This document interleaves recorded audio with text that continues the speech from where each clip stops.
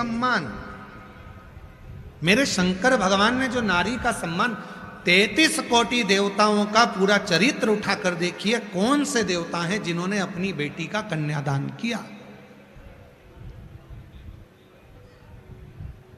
33 कोटि देवताओं का चरित्र उठाकर देखिए, कौन से देवता हैं जो अपने पोते, अपने नाती, अपने पंती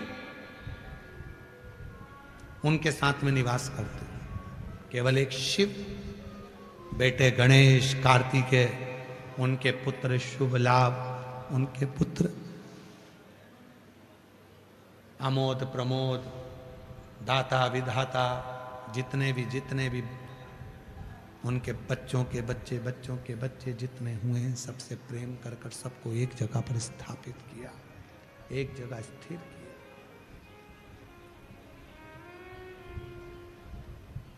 केवल शिव, केवल शिव। चेले से कहा, सुनो, आज एक विशेष जजमान आए हैं, आश्रम में भोजन बनने में टाइम लगेगा, जरा बाजार चले जाओ, वहां से इमरती और मालपुआ लेकर आओ। और सुनो, गरम लेकर आना, एकदम गरम होना चाहिए, कढ़ैया से उतरता हुआ। चेला गया, हलवाई की दुकान पर खड़ा हो गया। जैसे ही कढ़ैया में से इमरती निकली और इमरती को निकालकर कढ़ाई में से वो दूसरी कढ़ाई चाशनी की थी उसमें डाल रहा था, इतने में वो व्यक्ति खड़ा होकर बोला, मेरे गुरुजी ने कहा है एकदम गर्म चाहिए और कढ़ाई से उतरता हुआ चाहिए, ला उतरता हुआ दे। तो हलवाई ने कहा, कैसे पागलों जैसी बात करते हो, पहले इसको इस कढ़ाई में से निकालूंगा, दूसरी कढ़ाई में डालूंगा, दूसरी कढ़ाई में चाशनी है, उसमें अच्छा तरवतर होगा, चाशनी पिएगी और चाशनी पीने के बाद वो इमरती में तुझको दूंगा। मालपुआ एक कढ़ाई में से निकालूंगा, दूसरी कढ़ाई में डालूंगा, दूसरी कढ़ाई में से निकाल कर फिर उसमें दूंगा। चाशनी नहीं पिएगा तो मालपुआ भी किसी काम का नहीं है। वो जब तक चाशनी नहीं पिएगा जब तक कोई इमरती काम की नहीं, ना वो इमरती काम की है, ना वो मालपुआ काम का। अगर उसमें चाशनी नहीं गी तो, पर मेरे गुरुजी ने तो कहा था कि डीले कम करो, प्लेन आवाज करो। मेरे गुरुजी ने कहा था कि जैसे ही कढ़ैया में से निकल कर आए वैसे ही उसको लेकर आ जा। भले तुम्हारे गुरुजी ने कहा है, मानते हैं तुम्हारे गुरुजी ने कहा कि गरम गरम लेकर आना, पर बिना चाशनी के दूसरी कढ़ाई में गए हुए, बिना चाशनी पिए हुए तो मालपुआ भी अच्छा नहीं लगेगा और ना इमरती ना जलेबी अच्छी लगेगी। और फिर वो गुरुजी के पास दौड़ कर गया, गुरुजी आपने कहा था कढ़ाई में से निकाल कर लेकर आना, मैं लेकर तो आया हूं पर ये फीकी है। गुरुजी ने कहा, उसने दूसरी कढ़ाई में नहीं डाला? नहीं, मैंने कहा कि मेरे गुरुजी ने कहा है कि एकदम गरम गरम दे, कढ़ाई में से निकलता हुआ दे, तो मैं लेकर आ गया। गुरुजी बोले, नहीं, इसको ले जा, चाशनी में डलवा, फिर लेकर आ। उसी तरह शिव महापुराण की कथा भी कहती है, ये जो मानव का शरीर है ये एकदम फीका है, एकदम फीका। ये जो मानव का शरीर है एकदम फीका। परमात्मा ने संसार की कढ़ाई में, परमात्मा ने संसार की कढ़ाई में इसको जन्म तो दे दिया, पर फीका है। इसमें मिठास कब आएगी, सुख कब आएगा, दुनिया का दुख कब समाप्त होगा, कष्ट कब समाप्त होगा, इसमें स्वाद कब बढ़ेगा? जब ये शंकर की कथा की कढ़ाई में जाकर बैठ जाएगा तो ये संसार की फीकी कढ़ाई में से निकलकर शिव की कढ़ाई में जब जाएगा तो इसमें स्वाद, मिठास बढ़ती चली जाएगी, ये मीठा हो जाएगा, इसमें मिठास आ जाएगी, ये मीठा होता चला। ये शिव महापुराण की कथा क्या है, शंकर की कथा क्या है, शिव महापुराण की कथा क्या है, ये शंकर की कथा, ये शिव महापुराण की कथा है क्या? ये स्वाद है, ये सुख देने का, खुशी देने का एक स्थान है। एक बहन ने एक पत्र भेजा है, उस पत्र में उसने पानी भरकर भी भेजा। और महादेव नमन चरणों में स्वीकार कीजिए। प्रेशर बढ़ाओ, गला पकड़ रहा बहुत। मेरा भी उद्धार कीजिए, उद्धार कीजिए। हे त्रिपुंडधारी, हे त्रिशूलधारी, हे त्रिपुंडधारी, हे त्रिशूलधारी। चरणों में तेरे बाबा जी पावन है चारों धाम। चरणों में तेरे बाबा जी पावन है चारों धाम। तेरी देव करते वंदना पूजे सीताराम।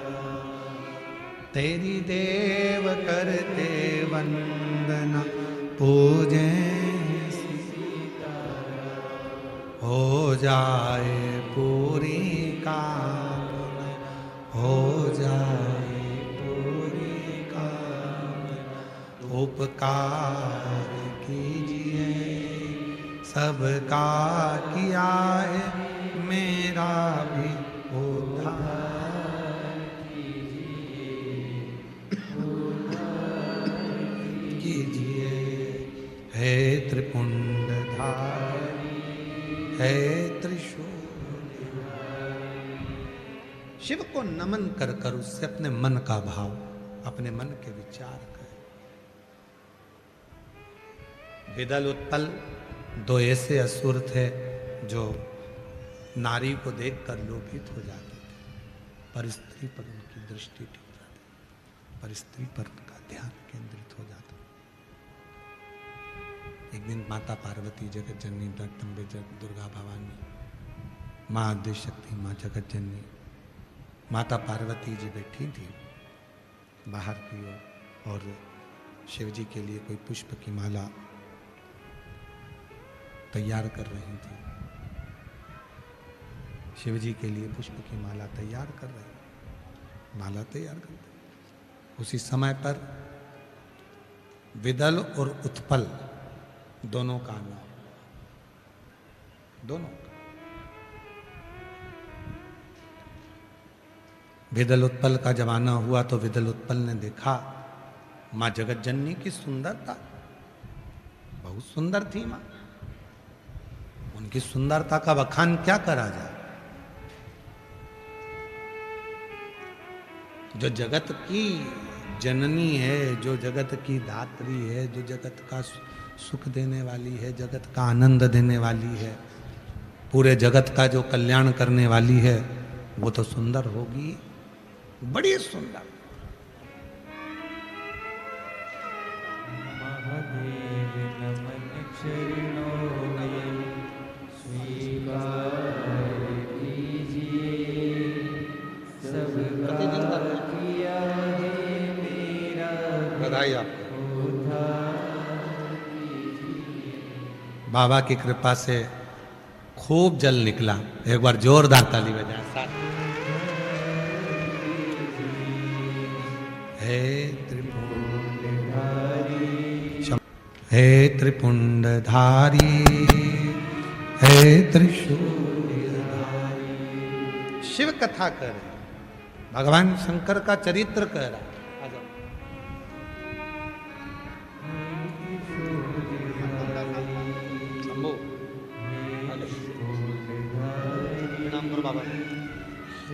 प्रणाम करो, नमन करो जल्दी से, हाथ जोड़ो बाबा।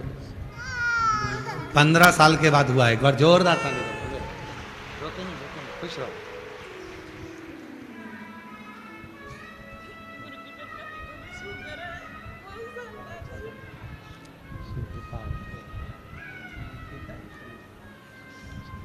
जोरदार ताली बजाओ। 15 वर्ष के बाद हुआ है। शिव तत्व हो, भगवान शंकर की शरणागति करती, भगवान शंकर की कथा करती। विदल और उत्पल ने दोनों ने माँ जगत जननी, जगत धात्री, दुर्गा भवानी, माँ आदिशक्ति, माँ भवानी को देखा। उनकी ओर आसक्त हुए।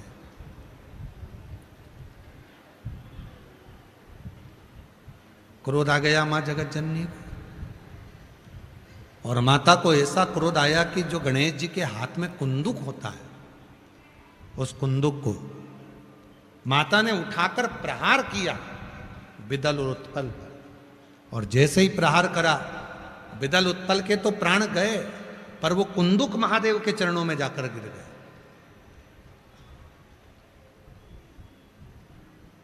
और जैसे ही कुंदुक महादेव के चरणों में जाकर गिरा और भगवान शिव उस कुंदुक का स्पर्श करे, तो शिव जी का नाम कुंदकेश्वर महादेव हो गया।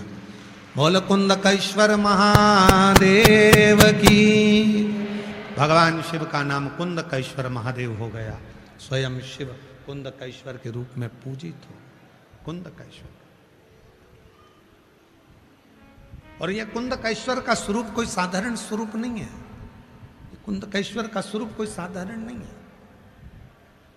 शिव महापुराण वर्णन करती है कि जब कोई दवा काम नहीं करती है, कोई डॉक्टर को दिखा कर आए, औषधि काम नहीं कर रही है, कोई दवाई काम नहीं कर रही है, तब कुंदकेश्वर महादेव का नाम लेकर जिस डॉक्टर को दिखा कर आए, उसकी दवाई को मात्र कुंदकेश्वर महादेव का नाम लेकर यदि हम खाना चालू करते हैं, कुंदकेश्वर का नाम लेकर, भगवान कुंदकेश्वर का स्मरण कर कर यदि खाते हैं, और कुंदकेश्वर और एकांतेश्वर, ये दो महादेव ऐसे हैं। शंभु शंभु शंभु शंभु शंभु शंभु शंभु।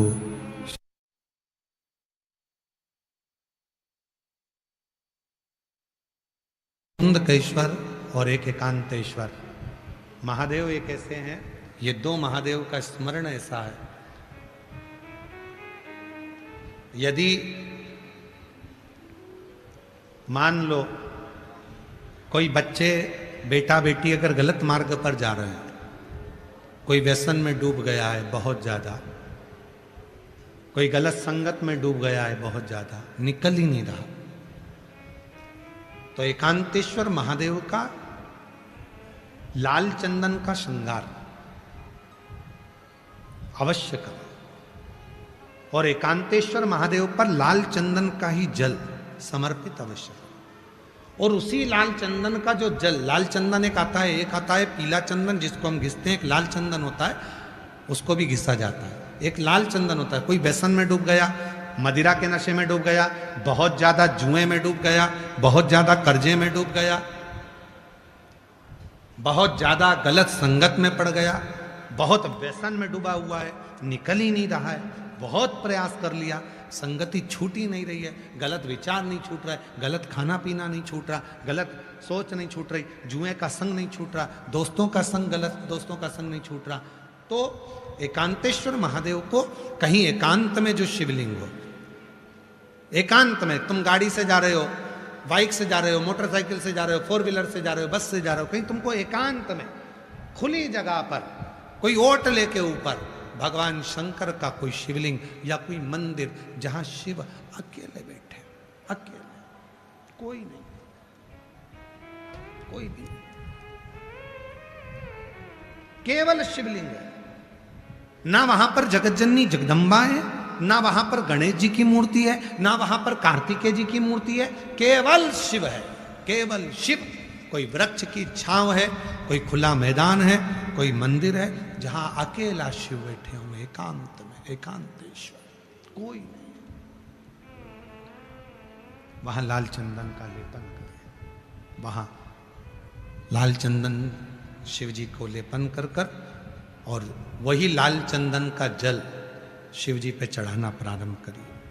थोड़ा सा उसको कटोरी में झेलो, लेकर आओ, उसी लाल चंदन का जो जल है, उसी जल को उस व्यक्ति को जो गलत व्यसन में पड़ रहा है, गलत मदिरा के नशे में, जुए में, या कोई गलत व्यसन में, गलत संगत में, गलत विचारों में, गलत सोच में पड़ रहा है, उस व्यक्ति को भले चाहे सब्जी के साथ दे दो, भोजन के साथ दे दो, चाहे चाय के साथ दे दो, चाहे कैसे भी, उस लाल चंदन का एक बूंद जल भी अगर उसके अधर में, उसके मुख पर गया, धीरे धीरे वो व्यसन से दूर होता चले जाएगा और उसका ध्यान अपने परिवार की ओर केंद्रित होता चले जाएगा। एकांतेश्वर। शिव जी का नाम है एकांतेश्वर महादेव। एकांत में वास करना, भगवान शंकर एकांत में वास करते, एकांतेश्वर महादेव के रूप में विराज। और उसी तरह से है कुंदकेश्वर महादेव। एकांतेश्वर महादेव के लिए एक और चीज का वर्णन किया गया। एकांतेश्वर महादेव के लिए अगर कहीं ध्यान दें, थोड़ा सा हो सकता है कि स्मरण में आप लोगों के रहेगा तो आगे काम आ सकता है। एकांतेश्वर महादेव, यदि